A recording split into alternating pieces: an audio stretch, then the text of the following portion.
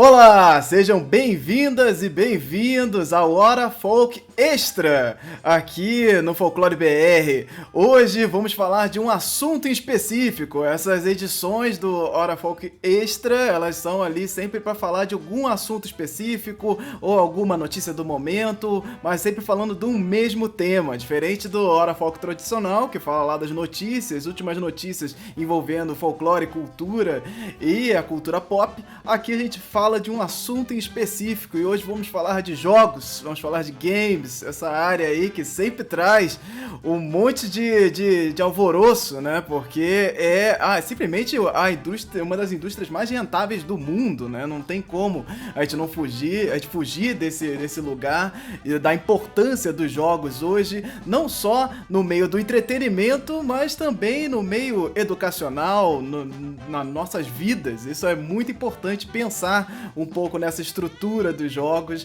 e como eles podem ajudar também a gente em diversas outras coisas, como inclusão social, como pensar nessa questão dos incentivos a diversos projetos relacionados à cultura popular, e onde o folclore também entra no meio dessa história. Vamos conversar aqui hoje para falar de Pequenos Nativos, esse jogo que vamos destrinchar aqui no dia de hoje. E eu sou Anderson Alvaz, estou falando diretamente de Juiz de Fora, Minas Gerais, e estou aqui recebendo, pela primeira vez aqui no Folclore BR, inclusive, Júlia. Por favor, Júlia, se apresente. Olá, prazer em conhecê-los, né? Prazer em participar dessa live pela primeira vez aí, espero que a primeira de outras vezes. Já acompanhava o trabalho do pessoal do Folclore BR, vi as lives de vocês falando também sobre jogos e folclore, com uma galera super da pesada mesmo aí do setor de jogos e com produções super interessantes. Meu nome é Júlia, eu sou professora, sou pesquisadora da área de jogos, estou tanto na área acadêmica com pesquisa desenvolvida sobre jogos e arte, então fiz um doutorado, né, sobre as relações entre jogos e arte, mas também estou com esse pezinho aí no mercado, mais especificamente no setor de cultura, né, trabalhando com jogos também, e agora, né, ao lado do Leonardo Cássio, da Thaís Polimene, da Culticultura também, que já são produtores mais experientes também no setor cultural, né. Nessa iniciativa nós nos unimos para desenvolvermos um projeto especificamente de um jogo digital, uma visual novel, que a gente vai entender o que é um pouquinho mais para frente aí na nossa live. Perfeito. Leonardo. Eu sou Leonardo, sou produtor de conteúdo, tenho uma empresa de produção de conteúdo chamada Culticultura. Primeiro, é um prazer estar aqui no Folclore BR, eu vou explicar depois, mas eu comecei a produzir conteúdo e escrever sobre folclore por conta também do Folclore BR, principalmente, na verdade, foi uma das minhas fontes de referência.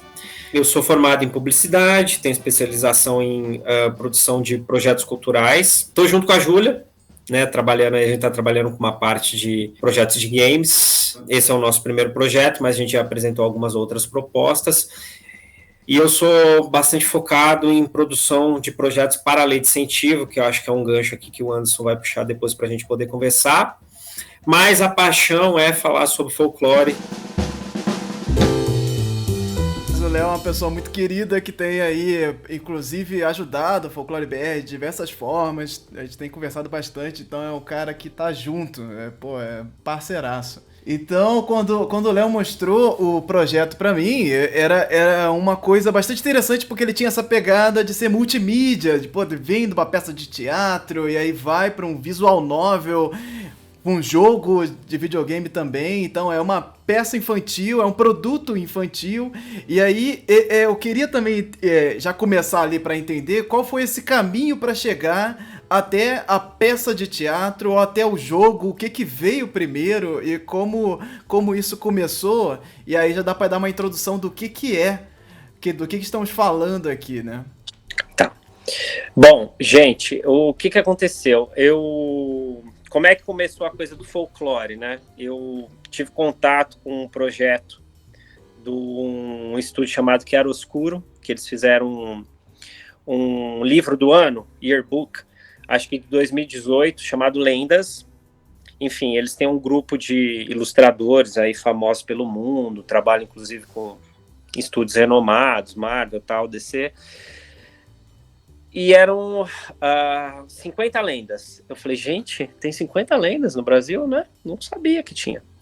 E eu vi isso por meio de uma newsletter que chegou do Catarse, alguma coisa de campanha coletiva. Só que coincidiu que nesse ano eu acabei indo à CCXP, porque não havia pandemia, não é? O mundo era maravilhoso. E eu passei pelo stand que era escuro, e de cara tava ali os lendas. Eu falei, não, agora eu vou comprar, né? Comprei. Folheando, eu falei, gente, tem 50 lendas. E aí a maioria das pesquisas eram sobre uma pessoa que eu fiquei encucado, que era o Câmara Cascudo. Aí comprei um livro do Câmara Cascudo, o Geografia dos Mitos Brasileiros. Aí eu descobri que 50 lendas é nada, né? Que a gente tem trocentas, e que cada uma delas, na verdade, você tem várias interpretações de uma, não existe ou Curupira ou a Caipora, você tem várias releituras e tal. Aí fiquei fascinado, falei, bom, gostei disso. Eu trabalho com projetos incentivados, então eu resolvi fazer um caminho contrário do que geralmente os produtores de conteúdo fazem, né? Os produtores de conteúdo fazem o quê? Fazem um projeto e vão atrás do recurso. Eu fiz só um projeto, não escrevi uma peça e fui atrás do recurso. E conseguimos o incentivo. Dali, isso não é um caminho fácil, tá, gente? Mas dali, fui escrever a peça. Bom, a referência é Câmara Cascudo, pesquisei mais algumas coisas, e dali saiu um texto de um projeto que chama Sonho de Herói, né? Qual que é a sinopse do Sonho de Herói?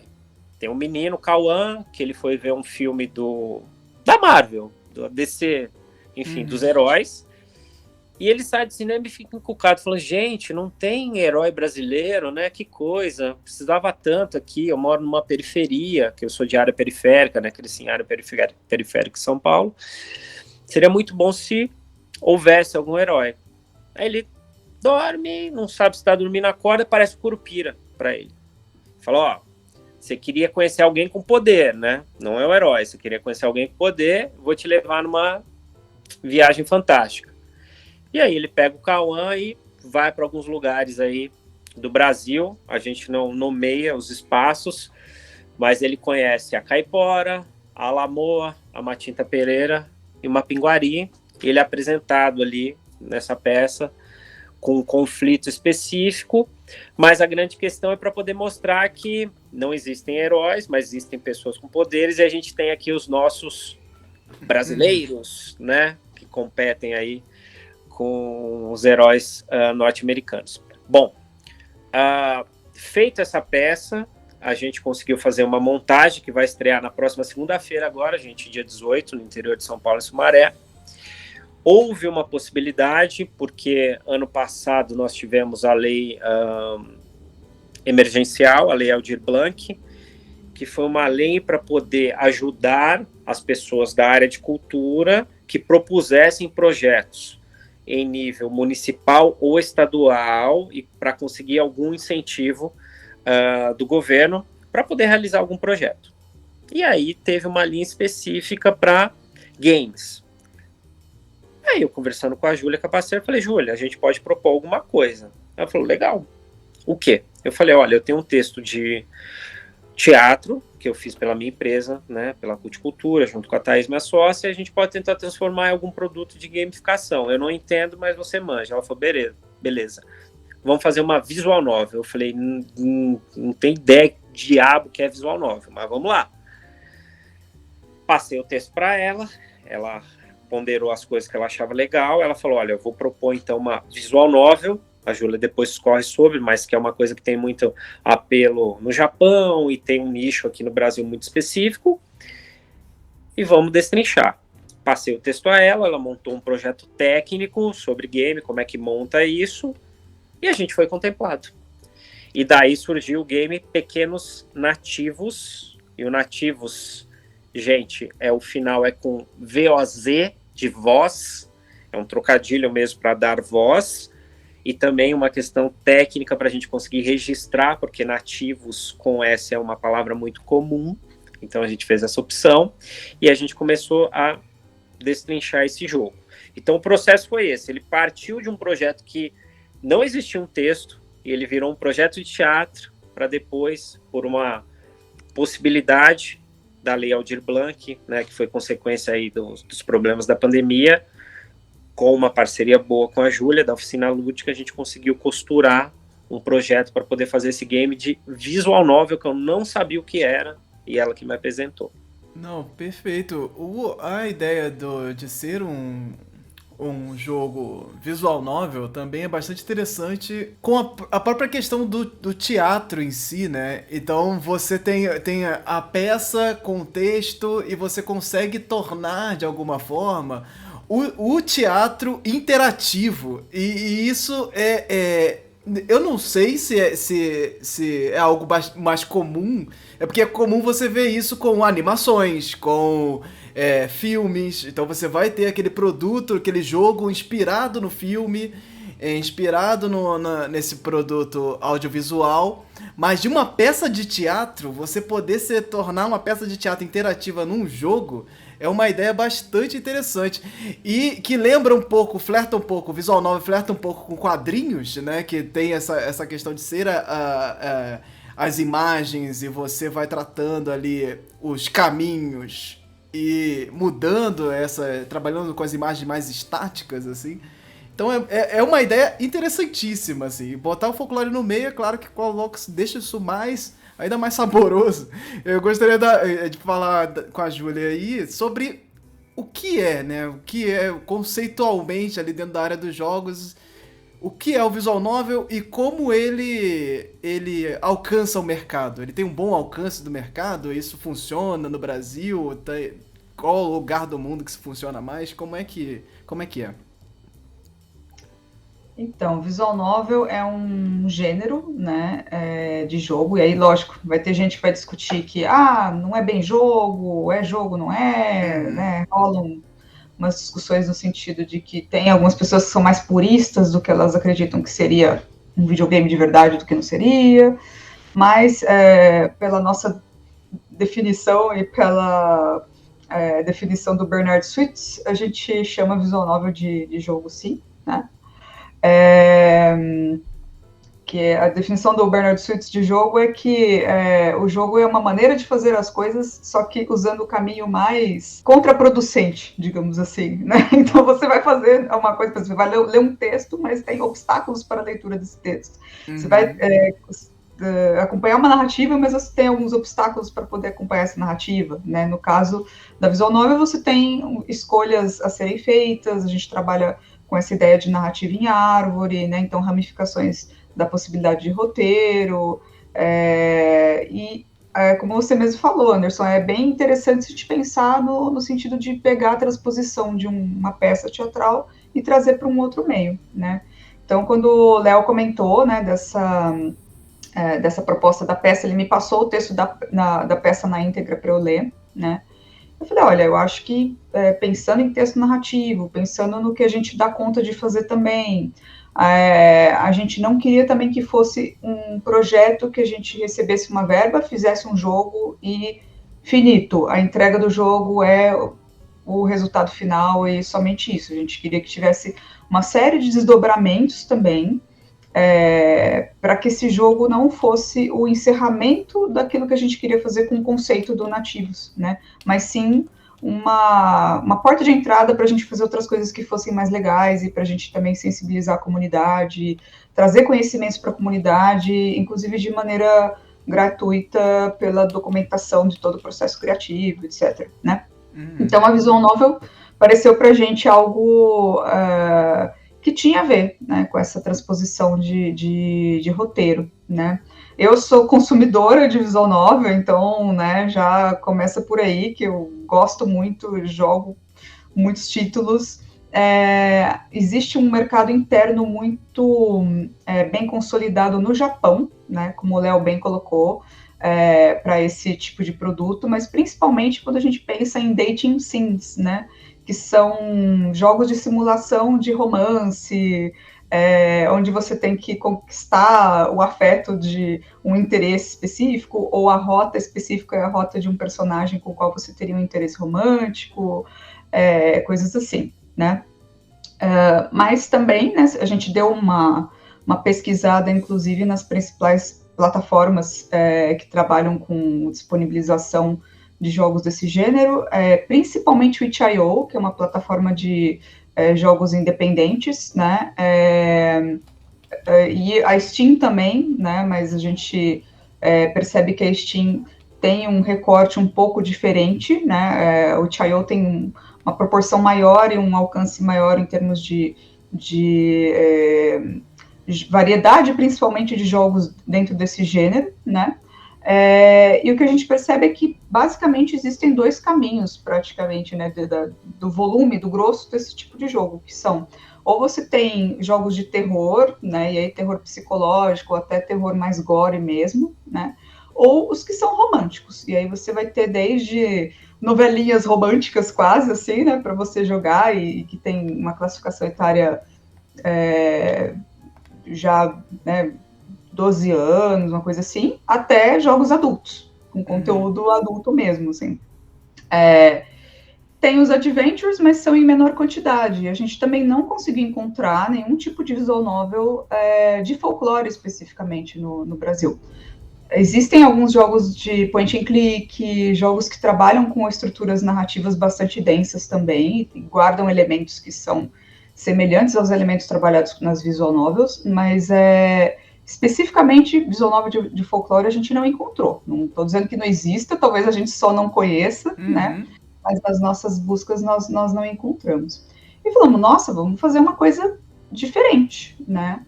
E partindo desse princípio do que a gente sabia o que a gente queria fazer, a gente começou a trabalhar um pouco mais com a questão de escolhas de ferramentas. Porque o que a gente queria, né, como eu comecei a já explicar, né, não era só fazer essa entrega desse produto final do jogo. A gente queria também ensinar por meio do nosso processo de criação como que as pessoas podem também fazer as próprias visual novels delas, né, como que elas podem contar as próprias histórias delas, por meio de disponibilização da nossa documentação, né, do nosso processo de trabalho, da alimentação de um diário de desenvolvimento, que é uma espécie de um blog do desenvolvedor, que é um devlog, e também de um curso gratuito, né, utilizando a mesma ferramenta que a gente usa para desenvolver esse jogo. Aí, para um pouco além disso, a gente decidiu também disponibilizar o nosso código-fonte do jogo. Então, não somente as pessoas vão poder baixar de graça, jogar de graça, aprender a fazer com as coisas que a gente... com a mesma ferramenta que a gente usou, a gente deu preferência para uma ferramenta que fosse de software livre, que é o RenPy, né?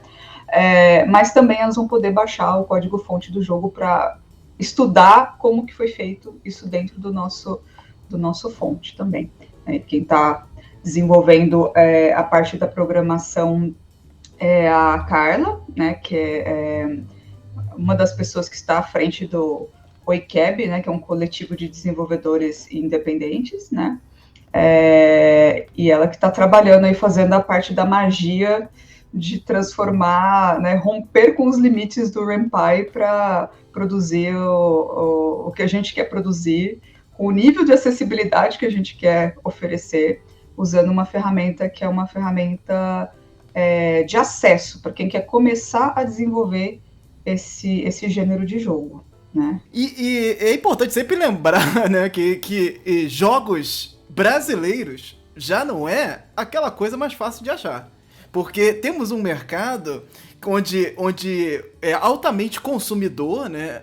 A galera ama jogos no Brasil, ou é um país que realmente mexe muito com a indústria internacional, mas não temos tantos incentivos para dentro do Brasil para trabalhar esse tipo de produto dentro do Brasil, como um produto, né? Como um mercado mesmo. Então a gente tem essa carência que não é algo assim incomum, né? Vai ter uma coisa ou outra, porque, assim, todo mundo é muito pioneiro, né? Quando vai tratar de jogos no Brasil, tudo é muito pioneiro, porque é um mercado realmente muito difícil. E é muito difícil de se vender para os grandes jogadores aí do mercado, que isso é uma estrutura rentável, que os jogos no Brasil podem ser uma estrutura rentável. E aí precisamos de manobras, às vezes, muito absurdas para fazer isso acontecer, né? Então, quando você aposta nisso, isso já é um ponto fora da curva absurdo, assim. A gente já tá falando aqui, será peça de teatro interativa, olha que ideia interessante e tal, que você poder levar as crianças para o teatro. E olha só, que já é revolucionário, né? Você poder levar a criança pro teatro ao invés do cinema e sair do teatro e ela poder ter essa interatividade com o jogo, baseado na peça que ela assistiu. Isso já é um ponto fora da curva, e você falar de folclore, falar da cultura brasileira, coloca isso ainda mais nesse outro lugar. Então, nós temos jogos no Brasil, diversos jogos feitos no Brasil, mas temos muito mais agências e artistas brasileiros que trabalham para fora, que trabalham fazendo esse produto, ou às vezes até o próprio visual novel e outras dezenas de coisas para fora, porque no Brasil a gente tem essa dificuldade de entrada, de conseguir falar de jogos, de conseguir ter o jogo como uma possibilidade. E eu acho que você já trazendo isso para esse lugar já é um ponto fora da curva. E aí vem curso gratuito para fazer jogo, código aberto. É maravilhoso demais, assim, pensar que um projeto desse é possível. E aí eu queria aproveitar para passar pro Léo agora para explicar pra gente como isso é possível. Como tocar um projeto desse tipo é possível. A galera que tá em casa sonhando, eu queria muito fazer jogo na minha vida, e agora, mas eu não tenho dinheiro, minha mãe não me dá dinheiro, meu emprego não me paga direito. E como isso é possível? Como é possível você dar esses primeiros passos para tocar um projeto que vai atingir diversos núcleos diferentes e diversas possibilidades, falando de cultura, chegando aqui pra gente discutir ele aqui no Folclore BR, pra trazer ele dentro desse universo pop aí dos jogos também. Então você pode dar aí os caminhos das pedras pra gente? Como é que isso acontece? Tá, vamos lá, vou dar alguns, mas já dizendo de cara que se eu pedisse dinheiro pro meu pai para fazer um game, ele só ia rir e me ignorar, né? Porque não é possível isso acontecer, mas vamos lá. Gente, o caminho que a gente tem hoje, e aí eu tô dizendo como profissional unilateral, como empresa que eu tenho de produção de conteúdo pequena e como parceira da Júlia também com uma empresa pequena. Existe no Brasil a questão das leis de incentivo, né? O que é a lei de incentivo? A lei de incentivo é um mecanismo de nível municipal, não para todos os municípios, para alguns, de nível estadual, para alguns estados, não para todos, e de nível federal, que aí abrange, óbvio, todo o território.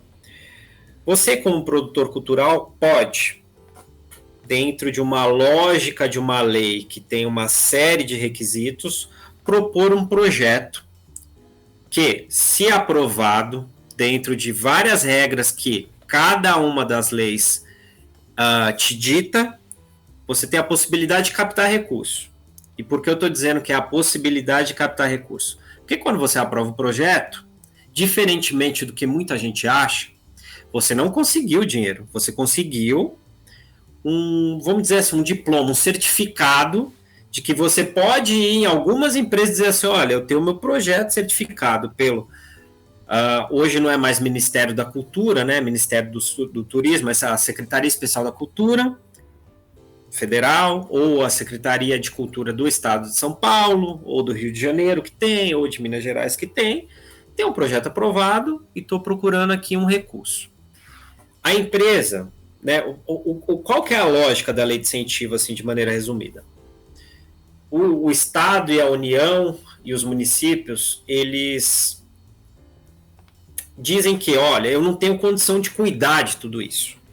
Então, eu vou criar uma lei que permite que a sociedade civil, por meio de empresas e pessoas, cuide desse negócio. Então, eu crio um mecanismo em que elas conseguem repassar parte do dinheiro público, gerenciar dentro de uma lei, uma lógica bem estabelecida, para que as pessoas realizem projetos culturais. Então é isso. O Estado, ele admite que ele não tem corpo suficiente para poder fazer isso, e ele passa essa possibilidade para a sociedade civil por meio de empresas e pessoas.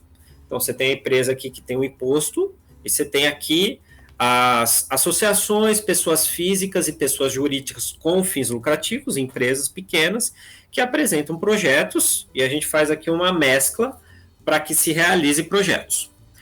Você tem uma segunda possibilidade, que são editais. A diferença é que dos editais você não tem a empresa participando, você apresenta o projeto direto para o governo, e o governo, por meio de editais e mecanismos próprios, em nível federal, estadual, municipal, aprova alguns projetos e os proponentes, empresas e pessoas físicas, realizam. Bom, isso é uma possibilidade. Você tem outras várias. Você consegue dinheiro direto com empresas, você consegue dinheiro direto por financiamento coletivo, você consegue abrir uma lojinha e vender coisas. Você tem uma série de possibilidades. Todas elas terrivelmente difíceis. Isso é super importante de falar. Empreender é risco e é difícil. Empreender na área cultural é mais risco e mais difícil, porque você tem uma lógica que não é ela só econômica, ela também é simbólica e ela é mais difícil de você convencer investidores a depender do seu projeto, tá? Então, a gente precisa pontuar isso. Empreender é risco e é difícil.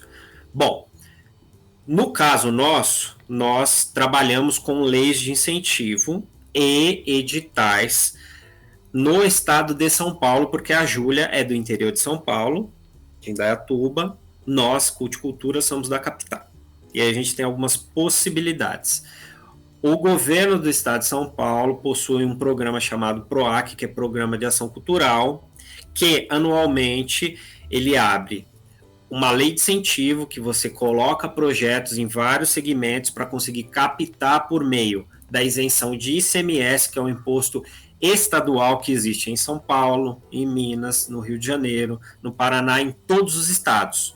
Mas não quer dizer que tem um programa para a área de cultura. São alguns estados que possuem, São Paulo possui um.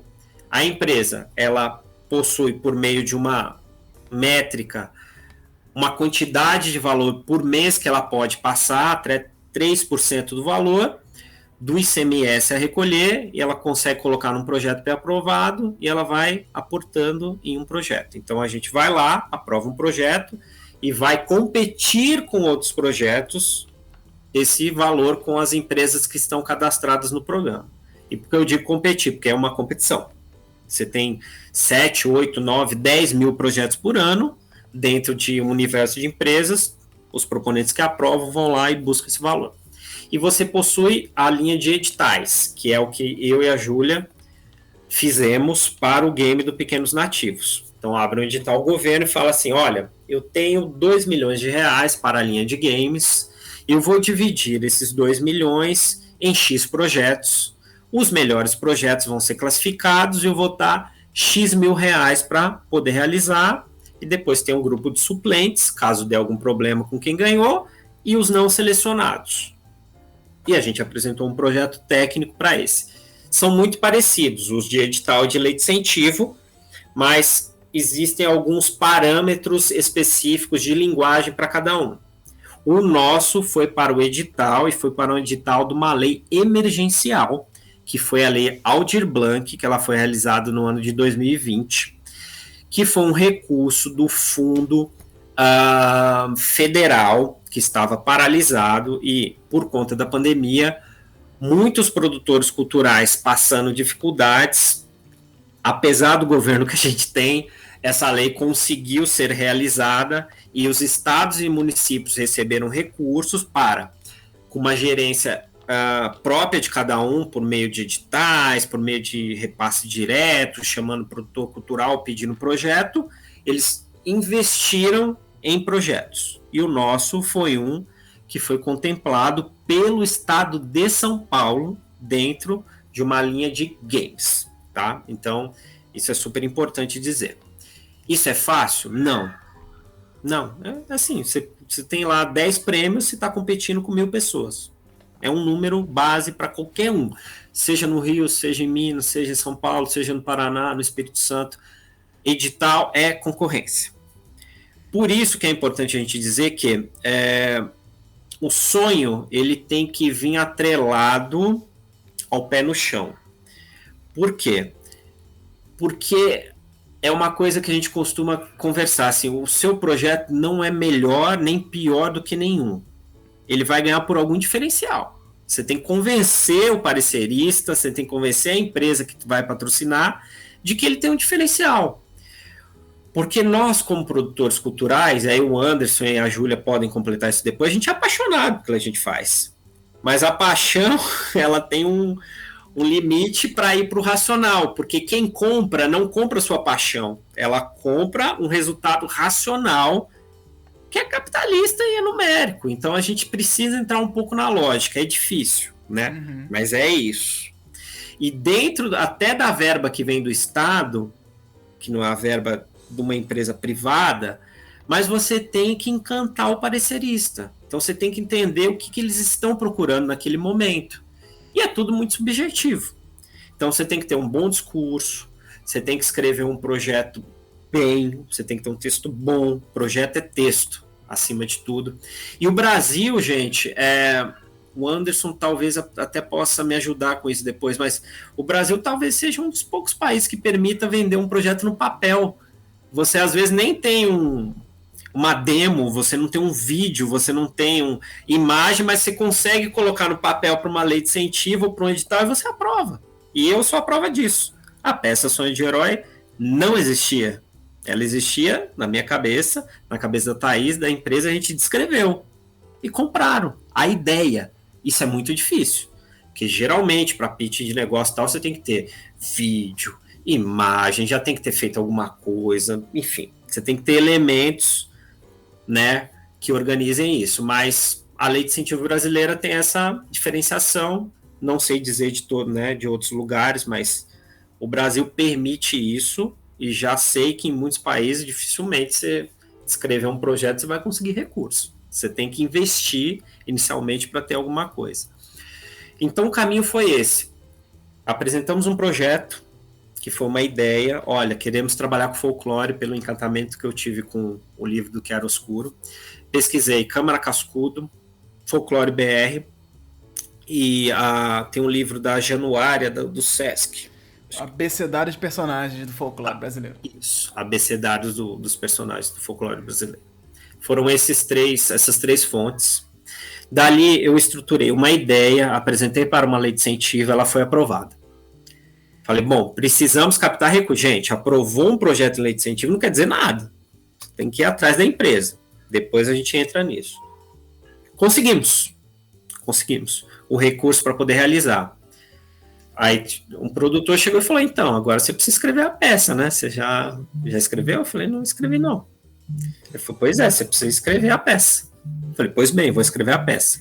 Li de novo Câmara Cascudo, vi os vídeos do Folclore BR, fui lá no abecedário de novo, montei o texto, e esse projeto, isso, gente, foi em 2019, vai estrear agora, dia 18 de outubro de 2021, 2 anos. 2 anos com recurso já, né, pré-investido, então demora. Ano passado, 2020, houve a possibilidade pela lei Aldir Blanc de apresentar vários projetos. Falei, Júlia, a gente já tinha uma conversa ali, agora, vamos aproveitar essa lei aqui no estado de São Paulo e vamos apresentar. E aqui a lei do estado de São Paulo promovia que se você for se for um proponente que é fora da capital, você tinha 1 ponto. Se o proponente for pessoa jurídica ou pessoa física, mas for uma mulher liderando, tem mais 1 ponto. Júlia, Se o corpo do projeto tiver diversidade, né, se não for a cota, né, a gente brinca aqui, Anderson, que nos projetos eu sou a cota hétero cis, a gente investe, é só eu que entro nos projetos, não tem cota para os outros, é eu que sou limitado e o resto a gente abrange no campo da diversidade. Então o projeto ele foi encampando vários quesitos que o edital permitia e a gente competiu com grandes empresas aqui de São Paulo.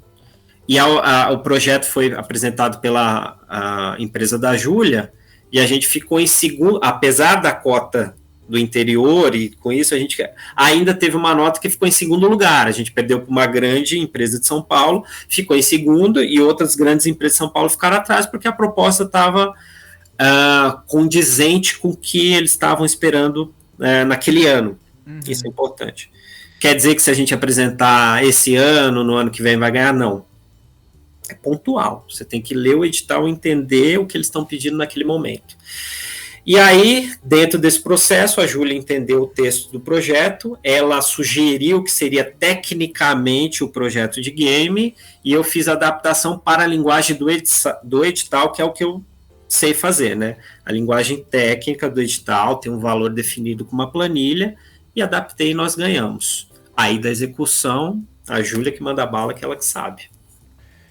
Pois é, e como assim, chegar nesse momento, você tá lá, você tá investido, você tem o dinheiro para começar a produzir, porque é isso, pelo máximo que a gente ame o que a gente faz, o que a gente gosta de fazer, pensar na cultura e trabalhar com isso, esse amor não paga boleto, né? É o clássico. Então não tem como a gente só amar um projeto esquecendo que vivemos no mundo que vivemos, né? E com as possibilidades que temos.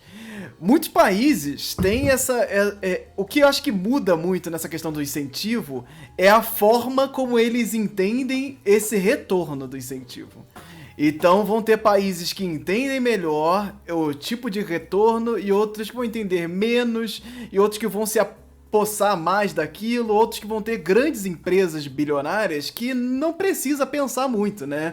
Que você vai ter em Hollywood um volume de dinheiro entrando que é absurdo. Então os incentivos eles são outros, as formas, aquilo vai dar um retorno. Eles sabem matematicamente qual o tipo de retorno. E agora a gente tem um fenômeno da Coreia do Sul que é fenomenal, né? É onde eles estão agora colhendo fruto de anos de investimento. Eles estão há muitos anos investindo na indústria nacional e preparando o terreno para que você agora possa chegar numa grande rede de streaming e tocar uma série, tocar um filme coreano, ser fã da cultura coreana, né? Conseguir esmiuçar, né? Agora eu vou assistir todas as séries e filmes coreanos. Olha que coisa que a gente não veria, não conseguiria nem imaginar 10 anos atrás, sabe? E isso é fruto de investimento, de entendimento que ali tem um mercado que volta. Aquele dinheiro volta. Aquilo ali vai e volta. E isso é muito importante, coisa que aqui a gente engatinha muito ainda em saber, mas estamos ali nesse vai e volta, né? Que é dar os passinhos para trás, passinho para frente, vai andando nesse passo meio bêbado, mas de entendendo que na cultura ali existe um trabalho. E a gente não pode deixar de amar isso. Então, Júlia, eu queria que você falasse um pouco desse momento de tocar o jogo, né? Porque quando você tem a ideia, tem investimento, tem tudo, tá tudo pronto, né? Como se ela tá lá na mesa, os pincéis, a tinta, e aí você tem agora uma tela em branco na sua frente. E como é que você vai lá dar esse passinho de, cara, fazer uma coisa que pode parecer não tão ambiciosa, mas é muito. E aí acho que às vezes você tem que ficar se convencendo de que não é tanto para não ficar se cobrando muito, não sei. Mas eu queria que você falasse um pouco como é que é esses primeiros passos aí para começar a pensar num jogo, né? Aí é muito simples, é só sentar e fazer e pronto, né? Aperta o botão ali, né? Que tá pronto. fazer jogo. E só comentar que eu sou de um subgueto de consumidores de dramas asiáticos, né? Que eu sou da turma que gosta de drama chinês. Pronto. E também são outras políticas de produção, é super interessante, acho legal conhecer até como que funcionam esses mercados, para a gente ter noção de como cada mercado na Ásia, pelo menos a impressão que eu tenho, apesar de todos os diferenciais culturais existentes ali, eles são muito fixados no fortalecimento de um mercado interno para depois pensar no mercado externo. E aqui parece que a gente sempre fica com essa síndrome de vira-lata mesmo, de que a gente precisa produzir para fora, porque se a gente não produzir para fora, a gente não está fazendo algo que tem importância, ou então, só é importante quando começa a ser consumido fora daqui, assim. É muito esquisito, e a gente também está formando profissionais, né? Então, por exemplo, a gente tem uma série de cursos de graduação, estava falando sobre isso com uns amigos hoje, que a gente tem uma série de cursos, né, de graduação, pós-graduação, cursos técnicos da área de jogos, mas que são muito pautados pelas demandas que, né, são existentes no norte global, né, no hemisfério norte, sendo que o nosso mercado brasileiro é um mercado bastante diferente, né, que tem especificidades, dentre elas essa questão, né, que tanto eu quanto outros desenvolvedores independentes, né, batemos muito nessa tecla de que o jogo ele não pode ser somente o objetivo final de um projeto. O projeto ele tem que ser mais do que isso, né? E aí, quando você vê, boa parte dos cursos é voltada para definição de sucesso, que a gente vê aí dessas cifras bilionárias, que já ultrapassaram o cinema já faz tempo. Cinema, música e televisão somados já foram ultrapassados pelo mercado de jogos, mas quando você vê, né, esse tipo de levantamento, se refere principalmente aos jogos cinematográficos, aos AAAs, né, que são esses jogos que para grandes plataformas, e que a gente aqui no Brasil, né, a gente ainda engatinha em algumas dessas plataformas, né, então, assim, é legal a gente ver o que acontece nesses outros mercados para entender e para também parar um pouco para pensar que a gente precisa entender o nosso próprio mercado também. Existe um mercado de games já desde a década de 80, tem gente produzindo games no Brasil desde a década de 80, né? Mas a gente parece que sempre que fala de jogos, fala, nossa, é super novo, nossa, tá começando agora. E não está, né? Não está, e a gente, enquanto ficar nesse negócio de tentar se encaixar num molde que não é o nosso molde, ainda vai sofrer bastante, ainda vai ter bastante dificuldade em viabilizar uma sustentabilidade do nosso mercado interno, né? Onde as pessoas possam trabalhar e possam trabalhar com qualidade, sem se martelar e viver disso, pagar suas contas, porque sim, essas discussões das questões trabalhistas nos jogos são extremamente importantes. Elas estão começando a acontecer no exterior também, porque no exterior acontece muito uma pressão no sentido de vamos trabalhar com aquilo que é o seu sonho, portanto você não precisa de tantos direitos trabalhistas assim. Acho que a gente já ouviu isso aqui também, né? Olha aí, né? E lá acontece muito, principalmente quando você tem que estourar assim, prazo, gente dormindo embaixo da mesa para fazer entrega, sabe? E já existe uma movimentação no sentido de fazer demandas trabalhistas, inclusive de igualdade salarial também para mulheres, que já tem vários escândalos aí de empresas que pagam salários diferentes para mulheres que estão em cargos de mesma responsabilidade do que os homens, etc., né?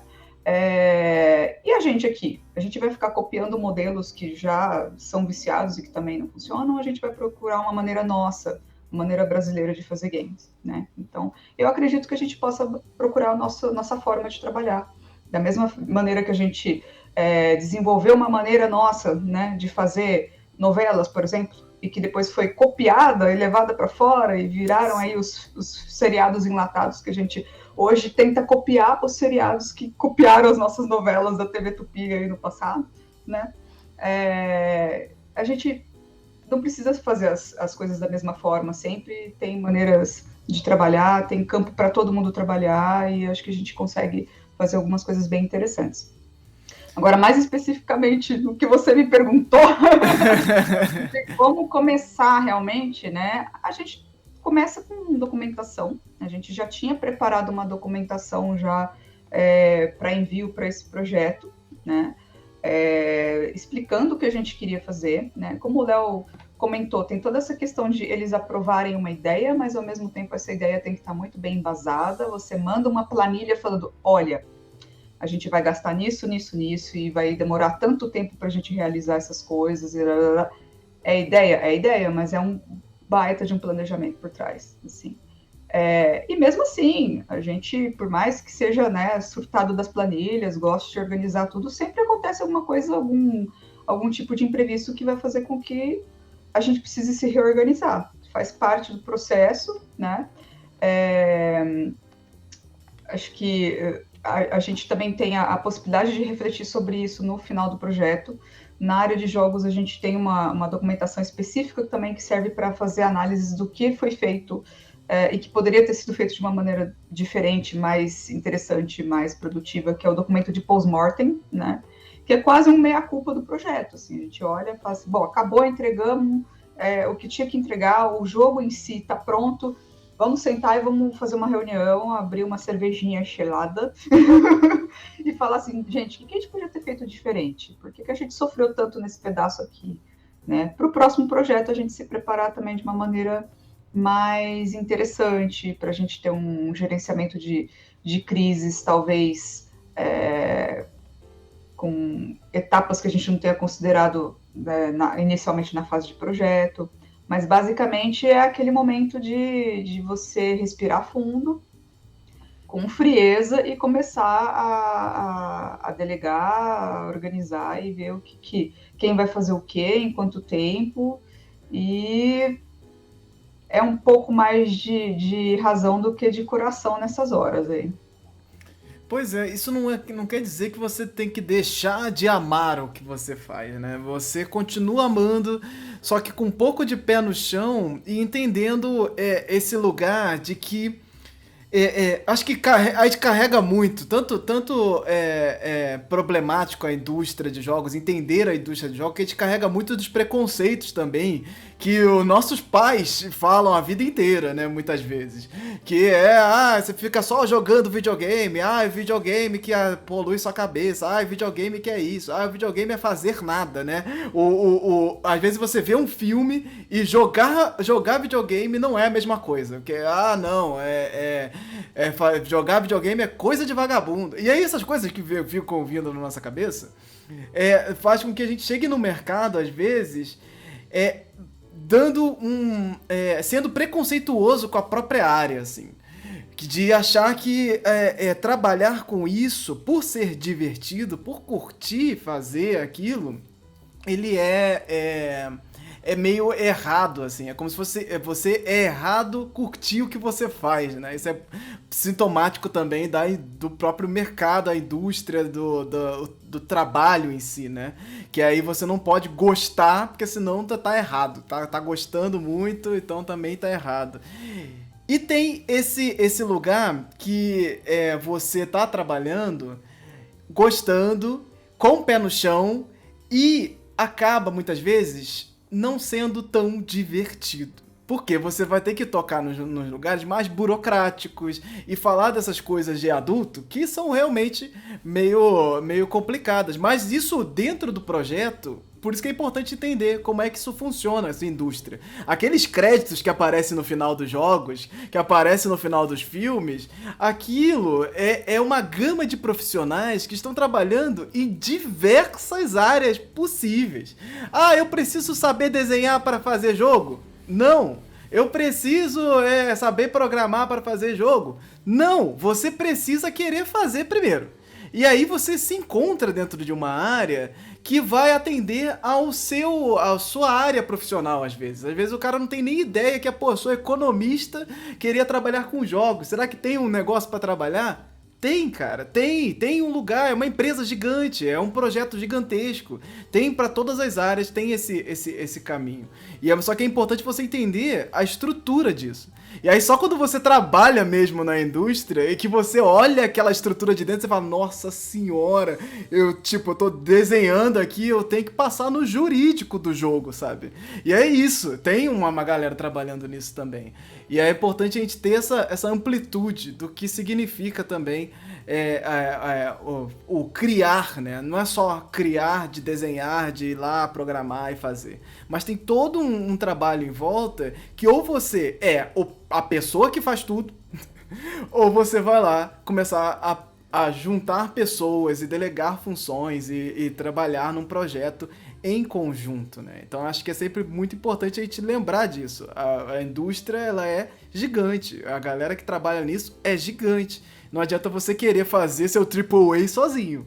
Não adianta. Você não vai conseguir fazer isso funcionar. Porque você está querendo se comparar a uma indústria de centenas e milhares de pessoas trabalhando, né? Então tem ali um lugar que a gente precisa trabalhar. E no Brasil ainda mais, porque essa indústria ainda não é sólida, ela é muitas vezes sólida pra fora, né? Aquela coisa que você tava falando, a galera trabalha muito pra fora. Aqui no Folclore BR a gente entrevistou aí uma galera que trabalha, inclusive, com a indústria do AAA, né? Os maiores jogos da indústria. E é isso, existe um mercado, existe essa galera trabalhando, e hoje com o mundo globalizado da forma que é, com a internet, tá trabalhando em tudo que é lugar do mundo, né? E muitas vezes a gente acaba perdendo esses profissionais. Então é importante a gente sempre estar refletindo aí desse lugar da criação. E junto da criação, né, vocês trazem também essa pegada de contrapartida, de falar que o jogo não é só um jogo, de que aqui a coisa não acaba quando você sai do teatro, vai jogar e acabou. Isso tem um retorno para a sociedade muito significativo e dentro desses editais muitas vezes eles embutem isso, dão pontos e você acaba... Mas essas cotas, elas são muito importantes para fazer esse mercado funcionar, meio que funcionar na marra, né? Porque para você fazer inclusão social, você pensar em todo esse projeto, não é só chegar lá, dar dinheiro na mão das pessoas que vai sair automaticamente. A questão das cotas, elas são muito importantes para fazer as pessoas colocarem dentro dos seus projetos que isso tem que ser comum. Isso tem que estar no cerne do projeto antes de você entrar num edital, sabe? Você pensar na quantidade de mulheres que tem no seu projeto, pensar na diversidade, pensar nos grupos minoritários, na galera que está trabalhando nisso. E aí, eu quero falar com o Léo agora, como é que você pensou isso e como isso veio pro projeto, nessa questão de contrapartidas e de pensar na diversidade? Isso veio muito mais pela questão do edital, você já tinha essa ideia, você buscou isso, foi difícil chegar nesse lugar, e como é que isso está trabalhado no projeto? Eu sei um pouquinho das coisas, mas queria que você contasse aqui pra galera como é que essa ideia da diversidade está sendo trabalhada dentro do projeto. Legal, essa pergunta é importante. Isso, muita gente que vem conversar conosco sobre o projeto tem dúvida sobre a questão da contrapartida e sobre a questão da acessibilidade, tanto do ponto de vista de grupos minoritários, como acessibilidade para pessoas PCDs, que são grupos minoritários, mas que tem uma linha específica para quem está produzindo o projeto. Bom, o que eu gosto de dizer é o seguinte: a contrapartida, ela é obrigatória. Não existe projeto para a lei de incentivo edital que você tem a possibilidade de não fazer uma contrapartida. Não existe. Você precisa. A contrapartida, a ideia é que você, utilizando recurso público, porque, gente, entenda o seguinte: se uma empresa patrocina um projeto seu, aquilo é dinheiro público, que é um dinheiro que já é imposto. Isso é importante que as pessoas entendam. Ela não está pegando o caixa dela assim, eu vou pagar 100 mil reais de imposto. Só que existe aquela lei que eu posso desviar desses 100 mil, 30 mil reais para um projeto, mas já é imposto. Se eu não pôr naquele projeto, eu vou ter que pagar o imposto. Já é dinheiro público. É diferente de um projeto de verba de marketing ou, enfim, de alguma outra rubrica da empresa que ela coloca de alguma área. Então, lei de incentivo é dinheiro público sempre. A empresa, ela é coautora na escolha do projeto, mas o recurso é público 100%. 100%. A não ser que uma das leis, e existe alguns casos, que ela tem que entrar com uma contrapartida financeira. Então, você tem um projeto de 100 mil, ela põe 100 mil, mas ela bate 80 mil de imposto, e aí 20 mil ela tem que colocar do caixa dela. Isso existe. Pouco, mas existe.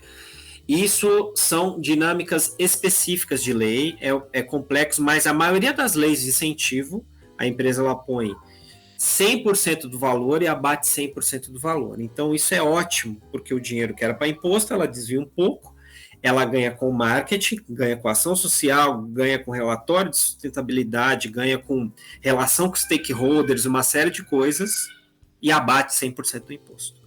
Então, um jogo ótimo. Quem tem algum problema com lei de incentivo, geralmente as pessoas têm um problema pelo viés errado, porque é uma lei hiperliberal. A lei de incentivo é liberal porque ela ajuda mais a empresa do que tudo, né? Então, isso eu acho importante a gente comentar aqui. E aí a gente tem um edital, que é um fomento que vem um recurso público direto de uma pasta e a gente investe em um projeto. A contrapartida ela é obrigatória. Então, o que a gente entende como contrapartida? Bom, estou recebendo um recurso para poder fazer o meu projeto, que é o meu sonho, que eu competi com outras pessoas e consegui. A lógica é eu devolver para a sociedade alguma coisa, certo? Então, eu consegui um recurso, estou devolvendo para a sociedade. Então, vamos pensar no seguinte. O game, eu vou chegar lá, mas vamos no teatro, que é um pouco mais fácil. Consegui um investimento. Eu faço parte das sessões ou todas as sessões com acesso gratuito. Não cobro. Você pode cobrar o ingresso de entrada, mas não vou cobrar. Isso é uma contrapartida? Sim. Só que ela é mais fácil, porque você já conseguiu o recurso, você não tem risco, né? Você já está ali com tudo, digamos que a gente conseguiu o valor que a gente pediu, você está com tudo ali produzidinho. Você não precisa cobrar. Então você já está com uma entrada. O que mais que eu faço? Anderson, quantas pessoas querem aprender a fazer roteiro de dramaturgia, querem aprender a produzir, querem dar seu primeiro espetáculo? Pô, tem um núcleo de X pessoas. Vamos dar um curso para elas? Vamos. Então a gente junta as pessoas ali num grupo específico e vamos dar um workshop para 50 jovens que estão querendo fazer sua primeira dramaturgia. Isso é uma contrapartida? Desde que eu não cobre por isso. Então, eu recebi um recurso público, estou promovendo dentro do meu campo de atuação uma ação social, ou uma ação, enfim, de política pública para a área cultural, para poder fomentar a cadeia daquilo que eu consegui o recurso. Certo? Beleza. O que mais que a gente pode fazer? Pô, eu fiz esse curso, legal. Só que eu fiz para 50 pessoas. Como é que eu consigo atingir mais? Vamos gravar isso e disponibilizar pela internet, já que eu tenho um canal ali com 10 mil, eu tenho o Folclore BR aqui, tem 10 mil inscritos. Vou disponibilizar isso gratuitamente, não vou cobrar nada, vou colocar no selo Creative Commons, tudo gratuito e tal. Você só vai lá e acompanha. É uma medida de contrapartida? Claro. Você está dando mais acesso, mais capilaridade ao objeto principal do projeto, está atingindo mais gente. Tudo certo? Tudo certo. Daí você vai escalonando, você pode fazer uma série de coisas. Geralmente vai para o campo do curso, do workshop. Você tem um material, eu produzi um material para esse curso aqui. 50 pessoas viram, mas a gente vai disponibilizar para mais 50 pessoas, mais 100 pessoas, mais 200, beleza. Vamos para o game. Estamos falando aqui do game agora, Pequenos Nativos. Tem todo um lance de programação, tal, código-fonte, não sei o quê. Quais são as contrapartidas que a gente pensou? Primeiro, vamos disponibilizar o código-fonte. Quem quiser estudar aquele negócio, fazer o seu próprio game e tal. Pelo que a Júlia me falou, não é uma coisa comum na área de game. Então já é perfeito, já estamos ali com um passo. Disponibilizar gratuitamente, quem tiver acesso pode fazer o que quiser, tal, direito autoral liberado, puf. Segundo, a gente tem uma série de lives, uma delas essa, e podcasts que as pessoas vão poder ouvir e entender o conteúdo do processo de criação com os profissionais diretamente envolvidos. Isso é contrapartida? É. porque você está disponibilizando gratuitamente para as pessoas aprofundarem o entendimento daquilo que está sendo proposto como objeto principal. Beleza. Terceiro, gratuidade. Pôs o jogo lá, baixa, joga, fica à vontade, passa para quem quiser. Não tem cobrança, ponto final. Então, a série de ações de contrapartida, elas passam por isso. Então, você dá um acesso, democratizar, universalizar e potencializar o acesso de pessoas. E aí você pode fazer ações de divulgação pontuais, principalmente com o público mais vulnerável, pessoas que não têm acesso, não conhecem e tal. Então, isso são contrapartidas. Aí tem um segundo elemento, que é a questão da diversidade, que é um ponto que a gente bate bastante. Isso é uma ação de contrapartida? Sim. Mas a gente não gosta de dizer que isso deve ser tido como uma ação contrapartida, porque isso, na verdade, deve ser um fim por si mesmo. Você está fazendo um projeto, você tem que ter diversidade. Né? Não é aquela coisa de bancos de investimento que tem o mesmo perfil, todo mundo igual a mim, branco, tal, sabe? Aquela coisa... Enfim, a gente precisa trabalhar com diversidade. E aí, coloco o meu relato pessoal, que quando eu quis começar a trabalhar com folclore, eu tive muitas dúvidas por conta da temática de envolver culturas nativas do Brasil, milenares, culturas de matriz africana, coisas que eu não conheço, e a gente sempre tem um olhar, a gente não, pessoas como eu têm um olhar do viés europeu, aquele tipo de coisa, como é que a gente vai trabalhar com isso? Bom, uma das coisas que a gente primeiro fez assim, olha, vamos partir do princípio que a gente precisa ter pelo menos um grupo que não seja homogêneo, no sentido de ser homem, branco, hétero, assim, vamos ter um grupo, né? Já tinha a Júlia e a Thaís, que são mulheres, mas vamos buscar. E aí, quando a gente está dizendo vamos buscar, não é para enquadrar pessoas para a gente poder ganhar um prêmio, é para a gente ter um projeto legitimamente representado por todos os, né? Por todos não, mas por parte dos grupos minoritários, e que a gente consiga aprender de uma maneira conjunta. Porque, assim, gente, se eles pedem lá, olha, é interessante você ter diversidade, você só chama pessoas para poder enquadrar ali e fazer o projeto do jeito que você quer, já está errado. Porque o legal não, o correto é você aprender nesse processo. Então, vai conversar com pessoas negras, vai conversar com pessoas indígenas, com PCDs, né? Então, uma das premissas das leis de incentivos e editais é que você consiga, por meio do seu projeto, atender PCDs. Então, você vai fazer a sua peça de teatro, vamos fazer num lugar que seja acessível, que tenha ponto de ônibus próximo, que tenha rampa, que tenha banheiro adaptado. É sempre possível? Não, mas a gente tem que tentar fazer, porque a desculpa do dinheiro também é um gatilho.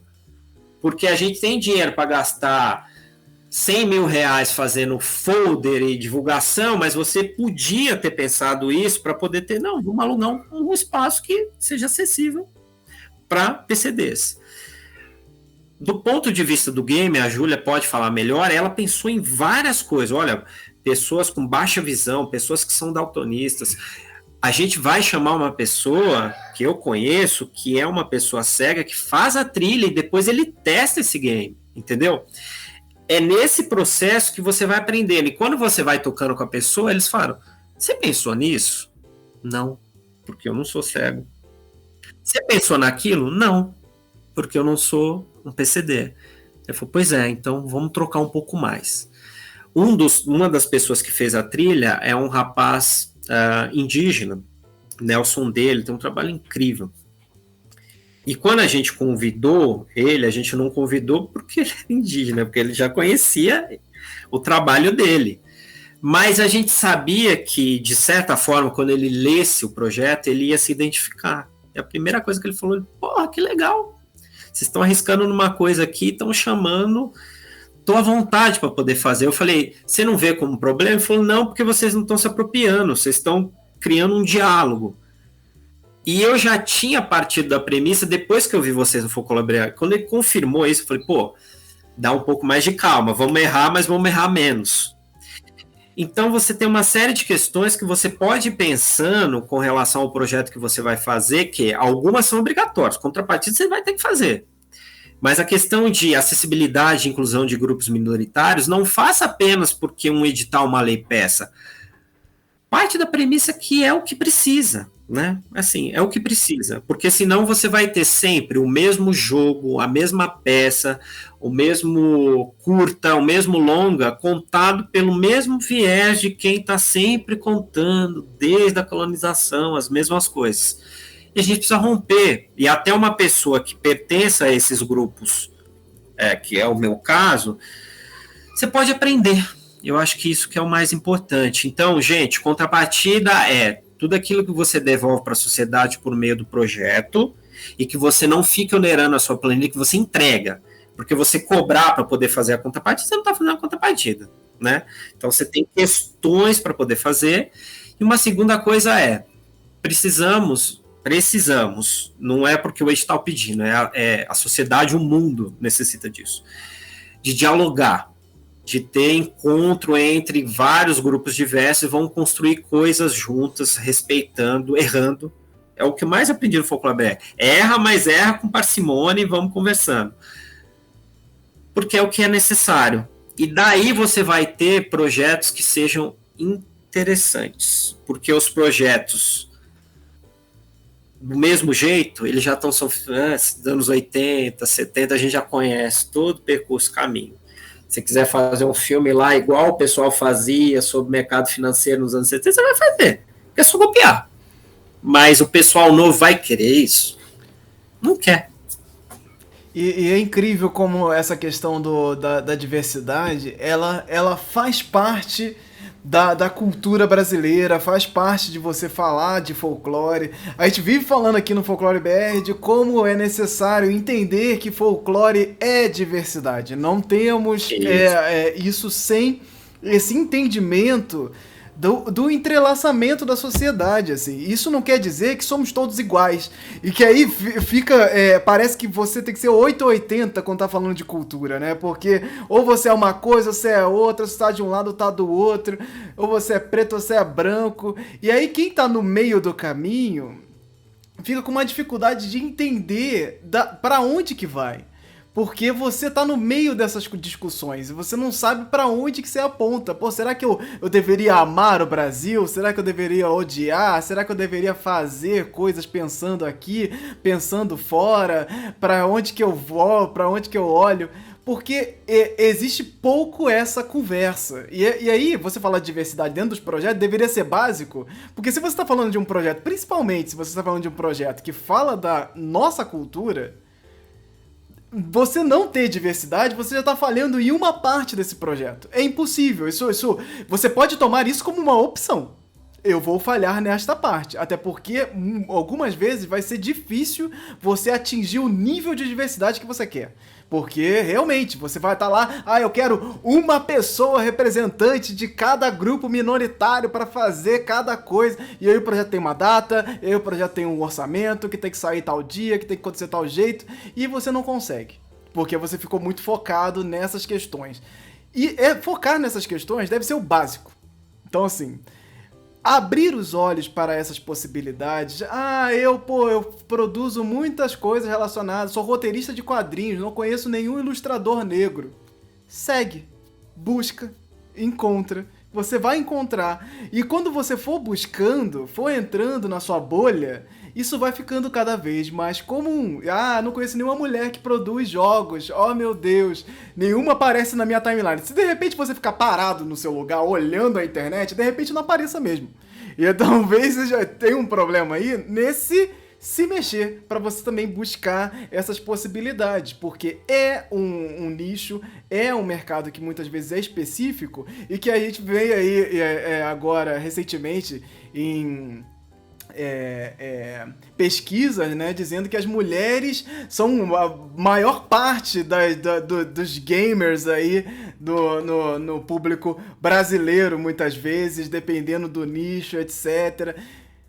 E você vai ignorar simplesmente, não encontro, não sei, eu acho que não vão gostar, porque você tá dentro de uma bolha que tá te impedindo de olhar para esses lugares. Então, abra-se, expanda essas possibilidades. Nunca vi, vou procurar. Nunca encontrei, vá lá e assista, veja, consuma. Porque assim você vai estar ali furando essa bolha do algoritmo também, né? Que faz com que a coisa fique ainda mais complicada pra gente conversar aqui sobre diversidade, né? Então, assim, falando de diversidade, você precisa ter essa diversidade no seu olhar. Não adianta. Não adianta. Se você não traz essa diversidade pra você, não adianta de nada. Ter diversidade da boca pra fora não significa nada. Ah, meu projeto é diverso. Tem 2 pessoas negras, uma lésbica e acabou. Aí, diversissimo o meu projeto. Todos como estagiários, né? Assim. Nunca em posição de decisão, de poder, de nada. Exato. Então, Júlia, será que a gente consegue fazer um Fala Mais Joga aqui? Você consegue abrir aí pra gente falar e jogar? Eu quero saber desse conceito. Que eu quero saber do conceito do jogo também, para onde que se começou esse conceito visual, né? Porque tem a peça de teatro, ela tá aí encaminhada, e aí você tem essa adaptação pro jogo, e aí como é que foi essa conversa, né? Como é que entra nesse conceito? Os personagens são parecidos na peça de teatro com o jogo? Tem um diálogo ali? Como é que essa construção dessas artes foram feitas? Então, enquanto você tá abrindo, temos uma demo, gente. Então, assim, temos uma demo aqui, estamos falando do jogo, mas o jogo não é só conceito, não, porque tem demo, o jogo tá em andamento, e inclusive a demo vamos disponibilizar aí o site para você baixar também e conferir. Gente, tem várias features, né, no caso que a gente ainda não tem funcionando totalmente, né, como a gente estava comentando, questão de... A gente estava falando das questões de acessibilidade, né, então... Tem algumas coisas que não estão funcionando ainda na nossa demo, né? Eu não vou jogar a demo inteiro também, porque ela é curtinha, então eu não vou spoiler para vocês também, né? Mas, basicamente, algumas das coisas que a gente queria que funcionassem, né, na nossa versão final são... como o Léo já deu uma adiantada, né? A gente fez os testes... de todas as ilustrações e dos personagens, da maneira de dispor texto e personagem, para que pessoas com baixa acuidade visual, pessoas com diversos graus de daltonismo consigam enxergar, visualizar, por exemplo, essa utilização de contorno em branco aqui, para ter essa separação maior, né, do personagem e da figura de fundo, né, ajudando a pessoa que é daltônica ou que tem uma baixa acuidade a conseguir fazer essa separação. Então, o desenvolvimento das ilustrações também, eu fui gravando tudo, depois eu vou fazer algumas lives transmitindo esse processo full time, assim, da ilustração, e depois devo fazer uns time-lapses também desses processos acelerados para as pessoas verem depois isso gravado também. É importante dizer que as ilustrações são suas, é isso? As artes do projeto. São minhas, sim.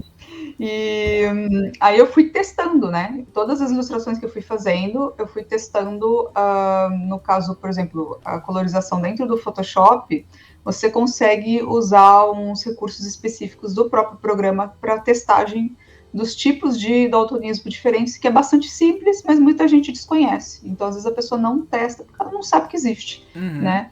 E é algo que dá para você fazer para qualquer projeto que você quiser. Então, assim, dá super para fazer isso.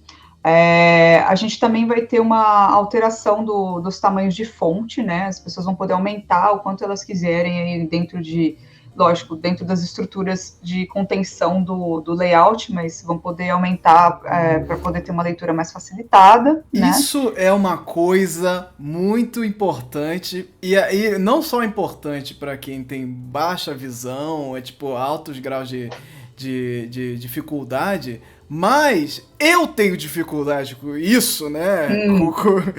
Porque isso em jogos caríssimos, Star Wars, jogos não sei do que. Aí você vai lá ajustar a questão da visão, das letras, ajustou, beleza.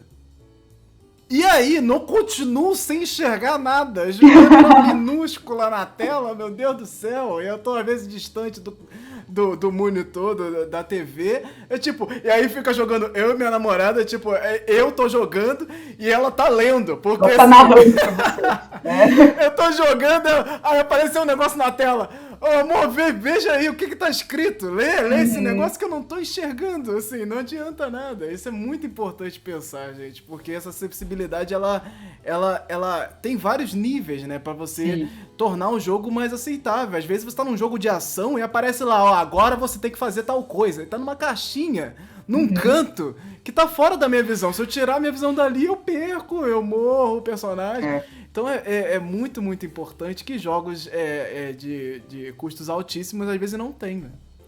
E a visual novel, por exemplo, ela já tem uma facilidade para pessoas, por exemplo, que tenham dificuldade de controle motor fino. Ele já é um jogo mais acessível, porque você não precisa apontar e clicar, não é como um jogo de ação que ele é excludente pela própria maneira que ele é construído, e não tem muito como fugir disso, né? Se você está jogando um jogo que depende de uma coordenação motora X e de controle motor fino, algumas pessoas não vão conseguir jogar, né? A visual novel já é acessível nesse sentido, e foi uma das coisas que também pesou para a gente fazer essa escolha dessa adaptação. Ela vai ter também o leitor de texto, né? Então, que legal. ela já vai ter o TTS implementado. Essa implementação, na verdade, a Carla vai explicar como que faz nos tutoriais. O que é o TTS? É o Text to Speech. Ele é o leitor de tela nativo, né, dos sistemas operacionais, né? Então, quando você acessa a Visual Novel, né, você já pode tocar numa tela específica que ela vai fazer a leitura dos textos que tem ali. E se você tem elementos onde você usou os textos alternativos, esses elementos também podem ser lidos, né? E eles não vão aparecer em tela, então uma pessoa que enxerga, ela não vai ver aquelas informações na tela, mas uma pessoa cega, ela vai ouvir a descrição, por exemplo, da cena, né? Aí, no caso, Carla vai explicar como que isso é feito, né, para as pessoas que quiserem tornar as visual novels delas mais acessíveis, né? Mas a gente vai ter uma gravação também, no nosso caso, especificamente, a gente vai ter isso gravado com voice actors, né? Então, vai ter as falas sendo gravadas e vai ter a própria personagem principal lendo os botões de menu e as próprias falas. A personagem, aliás, é uma personagem agênera, né? Ela não tem um gênero específico definido. Na história original, né, da peça, Cauã, né, era um menino.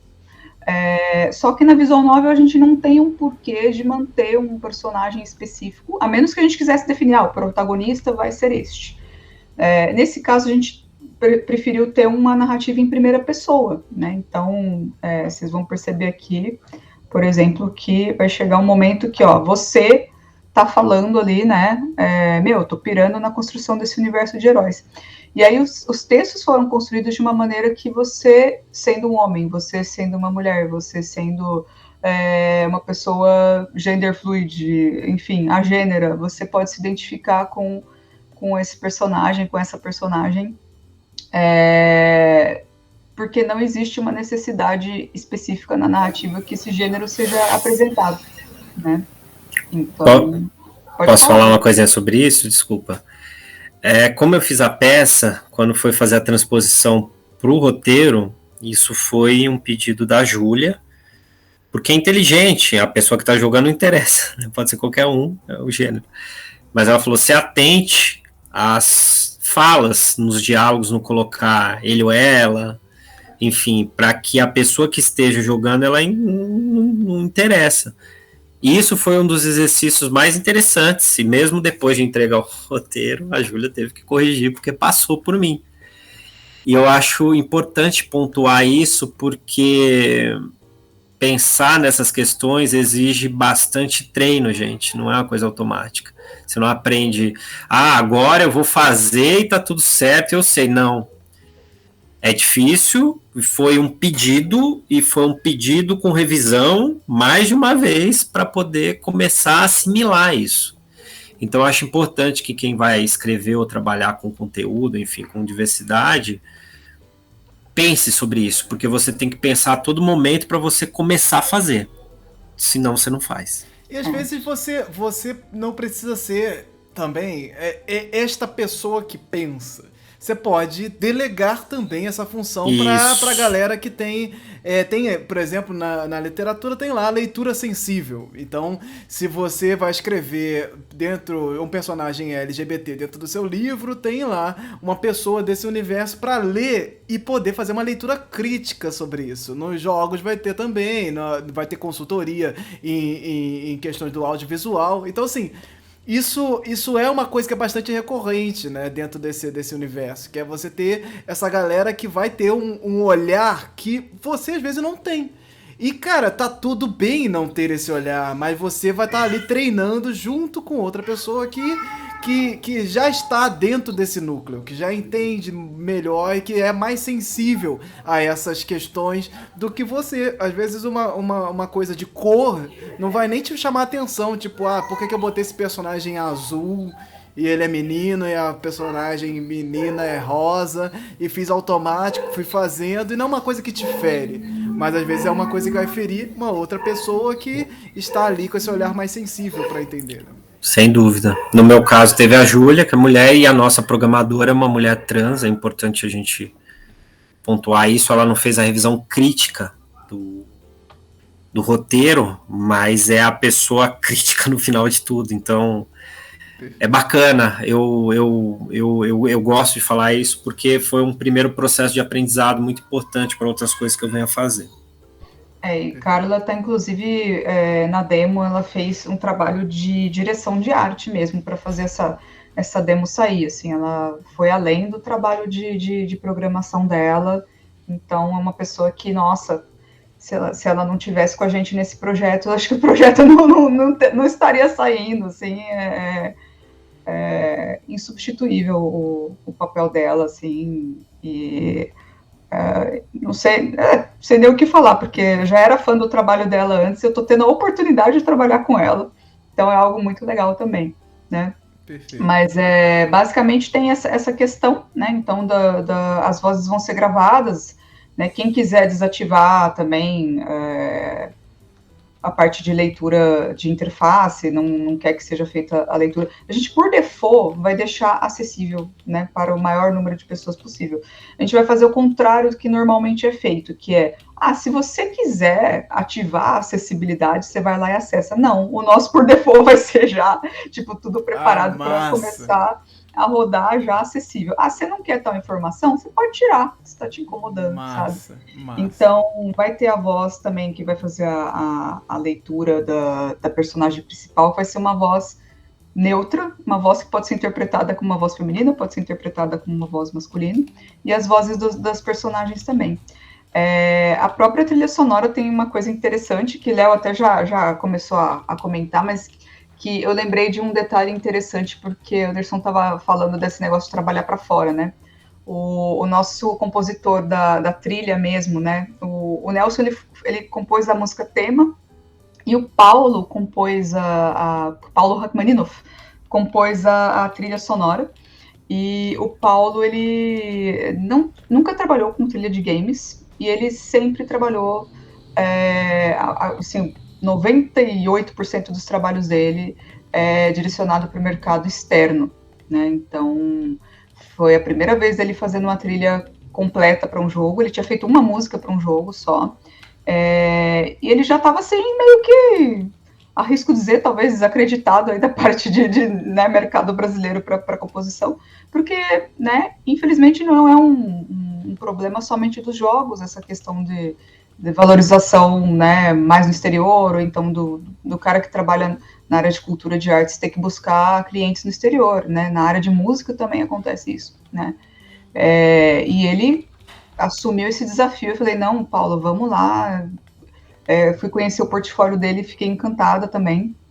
E foi um trabalho super interessante. Eu aprendi muito, influenciou muito na maneira como eu fui compondo algumas coisas do roteiro que a gente estava alterando ainda, atualizando, né? Principalmente porque o Paulo, ele é um compositor cego, ele é nascido cego, e para passar as ideias das cenas para ele, de como que essas cenas seriam ambientadas e como que ele poderia compor um briefing, né, do que seriam essas cenas, eu tinha que narrar para ele o que eu estava querendo criar, né? Então, não era só passar um texto. Muitas vezes fala, tá, você me passou o texto do que é a floresta, mas me descreve o que você imagina como uma floresta. E o Paulo, ele é nascido cego, né?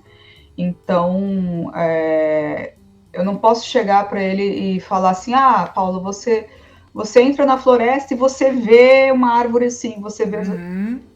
Eu descrevi mais no sentido de sensações, né? É uma floresta abafada, você entra nela, você sente a umidade na sua pele dessa floresta, do calor, né? Você não percebe o sol batendo na sua pele, você consegue ouvir alguns animais ao longe, uns mosquitinhos voando em volta de você. Eu coloquei um pouco em prática a minha habilidade de narrador de RPG. Cara, isso é maravilhoso demais, assim. E é muito bom como expande a nossa capacidade, né, de pensar no mundo. O Andreoli, inclusive, ele tem um podcast sobre folclore surdo, que é muito interessante. E nesse momento que eu ouvi, eu abri o podcast Poranduba, para quem não conhece, eu ouvi...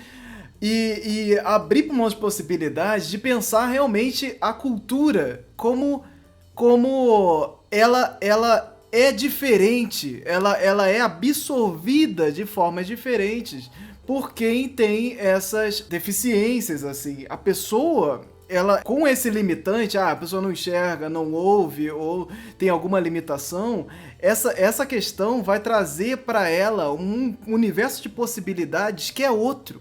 Então, a cultura, o folclore, ele age de uma maneira diferente nesse grupo. E isso é sensacional de você pensar, porque você tem uma série de possibilidades que você nunca tinha parado pra... Cara, imagina, a pessoa, se você descrever isso pra ela desse jeito, ela não vai entender, porque ela nunca viu, porque ela nunca ouviu, porque ela nunca sentiu isso. E você trazer isso pro projeto, além do projeto ganhar muito, você ganha muito, todo mundo que participa disso ganha muito. E as pessoas experimentam o mundo de maneiras diferentes, né? E quando você cria um jogo, você está criando experiência, você está tentando possibilitar que essas pessoas vivam experiência, e aí cada uma com as possibilidades que ela tem de vivenciar isso, de experimentar isso, né? E foi um trabalho muito interessante também, porque o que acontecia? Aí o Paulo, ele me mandava a composição, né? E como eu ainda estava mexendo no roteiro, às vezes o que ele me trazia em informação de música influenciava como eu ia construir o roteiro também. Então, por exemplo, música tema da Matinta, ele usou o apito da Matinta na hora que entra... O tema dela, né, a construção do tema musical, e isso entrava na minha cabeça para eu tentar pensar como que, embora eu tivesse passado uma ideia de personalidade, né, baseada na personalidade que o Léo criou da personagem, né, uma releitura da personagem folclórica, na composição eu já conseguia vê-la de uma maneira com mais nuances, com mais complexidade, né? E o Paulo foi, assim, uma pessoa sensacional de trabalhar, porque ele ia fazendo e ele ia me falando, olha, eu fiz isso aqui, eu usei essa flauta aqui, que tem um som de madeira por causa disso, porque eu usei esse apito porque tem na história da Matinta que ela surge com um som de apito. Eu usei esse tambor aqui, essa percussão, para simbolizar o curupira batendo nos troncos das árvores, porque ele faz isso para ver se a árvore tá boa, tá, né? Então, foi muito interessante. E já tem um podcast do Paulo gravado, a gente ainda não publicou, mas, nossa, para quem tem mais interesse em ver o lado dele, a explicação dele desse processo, é muito legal, é sensacional, e assim, que seja o primeiro trabalho de muitos com ele, porque é um cara fantástico, e quem estiver assistindo aí também e for desenvolvedor de jogos, acessa também o nosso site, tem lá o portfólio também do Paulo lá na nossa equipe, e Paulo, coitado, eu vou arrumar para ele um monte de projeto de jogo, ele que não estava acostumado a compor na trilha sonora para jogo, vão lá passar serviço para ele de jogo, que agora, fantástico, né, ele foi iniciado nesse mundo. Não, e é um talento incrível. O jogo e a peça, eles têm a mesma faixa etária? Trabalham na mesma faixa de idade ali? Como é que vocês pensaram isso? A peça, ela pega a mesma faixa de idade do jogo e um pessoal mais novo. Então, o jogo, ele vai ali de 14 a 17, né, Júlia? O principal. Uhum. Mas a peça, a gente começa ali a partir dos 10. É uma faixa etária. Se for até com 8, assim, não tem uma questão de censura, mas eu acho que é menos cansativo, né? A partir dos 10 até os 17 é a faixa ideal. Então, perfeito. É um pouco mais amplo. Mas também, pessoal que já tem um nível de leitura ali a partir dos 12 anos, se quiser jogar, é porque o jogo é bastante leitura, né? Sim. Perfeito. Eu acho que a gente já pode ir aqui para a nossa área de indicações, que eu quero falar também dos projetos de vocês e as coisas que vocês fazem além dessa questão com os jogos, né?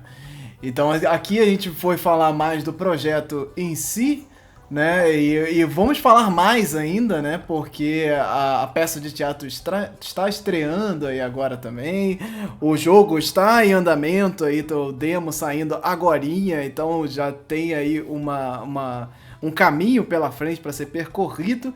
Mas já para chegar aqui na nossa fase final aqui da live, eu queria já aproveitar e falar com o Leonardo. Então, Léo, fala pra gente onde as pessoas te encontram, quais são os outros projetos, o que você anda tocando por aí, fala pra nós. Perfeito, gente. Bom, o principal, eu tenho um canal com a minha sócia Thaís, Culticultura, então no YouTube, youtube.culticultura.com.br, a gente fala sobre economia criativa, cultura, questões de Enem mais voltado para educação, a gente trabalha com produção de conteúdo para vídeo. A gente tem o site culticultura.com.br, também que reflete a parte do canal, mas a gente também tem uns textos, a gente fala sobre produção de contos e crônicas, pode consultar lá.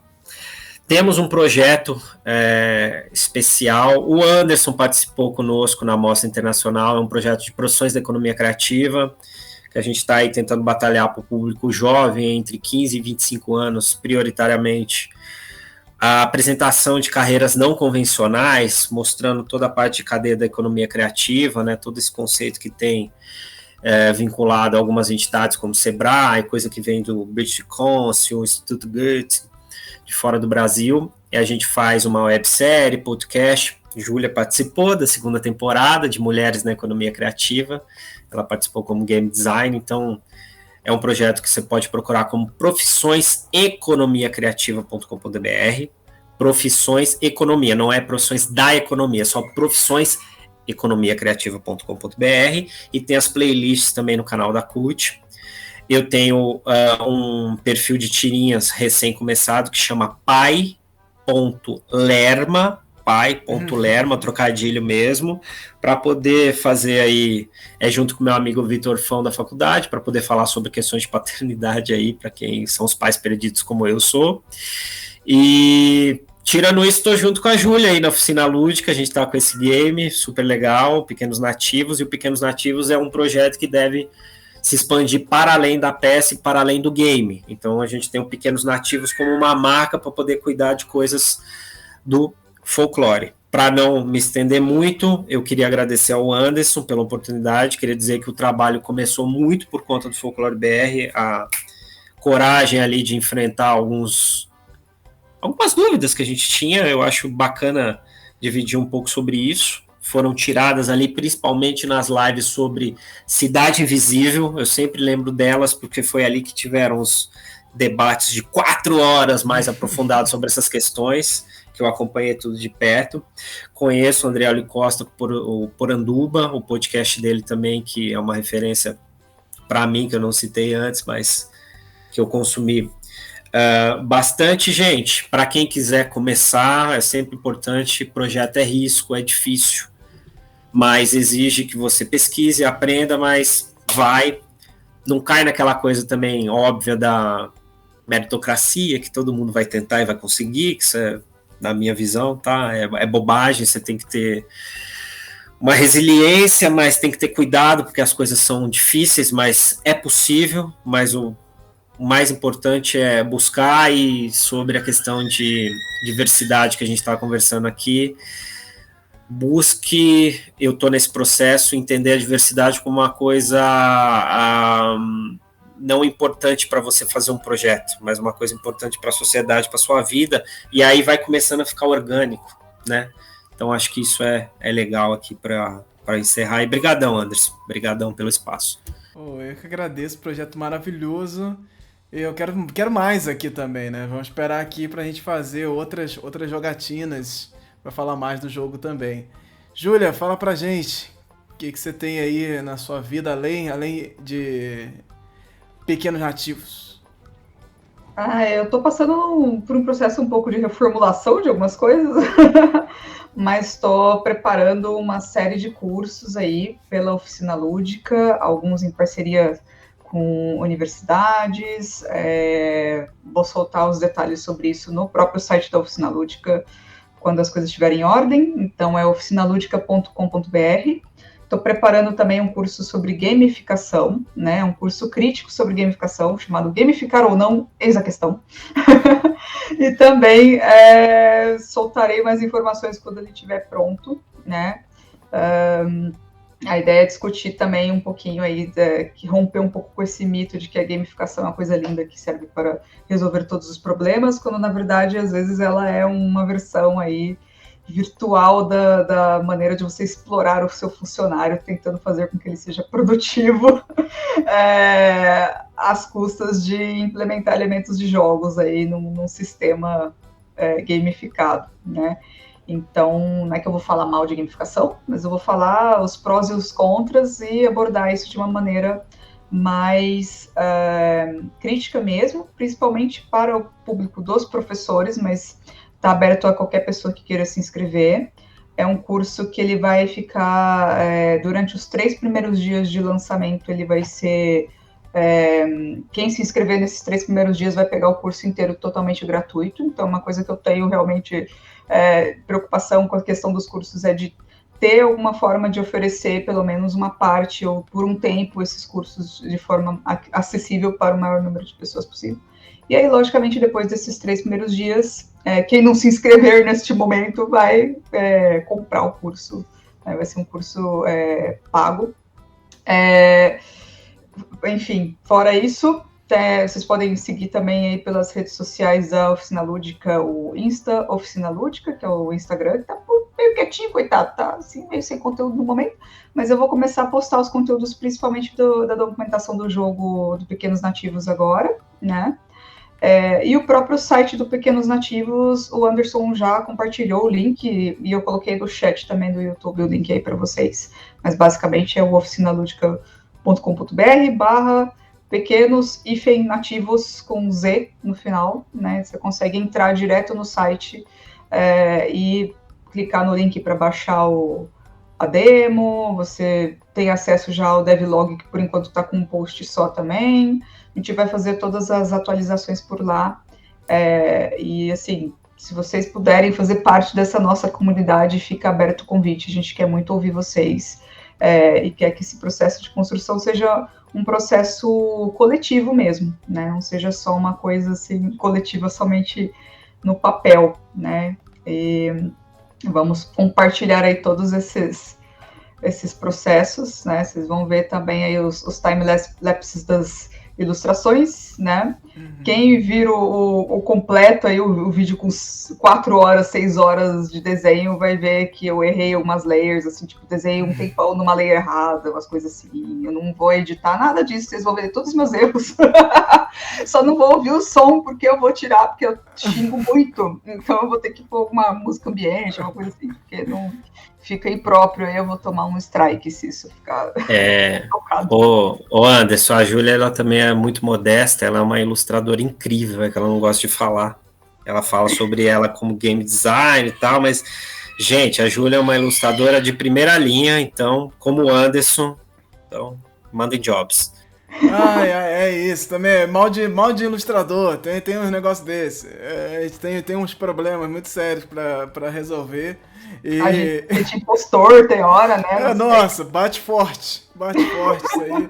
Mas entendo como é que é esse caminho. Mas precisamos sim também ter esse entendimento da importância do trabalho, né? Quando você não só produz, né? Não é só tecnicamente bom, mas também você expande para outras possibilidades. Então, quando o seu trabalho impacta em diversas camadas, é que ele está sendo ali muito bem aproveitado. Então, não basta ser só o desenhista, não basta ser só aquela pessoa que está ali produzindo, mas você também consegue impactar várias camadas através do seu trabalho. Então, quer dizer que seu projeto está indo longe, né? As coisas estão sendo impactadas em diversos núcleos, em diversos caminhos. Isso é muito, muito legal, e o projeto de vocês, ele é fantástico nesse sentido, e eu torço muito para que daqui para frente a gente possa falar mais e mais, ter outras camadas aqui para serem impactadas também no Folclore BR. Os links para vocês encontrarem o projeto, encontrarem aqui o trabalho do Leonardo e da Júlia vão estar na descrição de onde você estiver ouvindo, onde estiver nos vendo, e agradeço demais a companhia de todos vocês que estiveram aí na gravação aqui com a gente, e quem vai assistir depois também, muitíssimo obrigado por esse interesse, por estar aqui junto com a gente no Folclore BR, e gente, até a próxima, porque foi bom demais o papo de hoje. Tchauzinho todo mundo aqui, tchauzinho pra tela. Tchau, gente. Obrigada, Anderson. Obrigada a todo o pessoal. Tchau, gente. Valeu. Prazer. Todo mundo que acompanhou.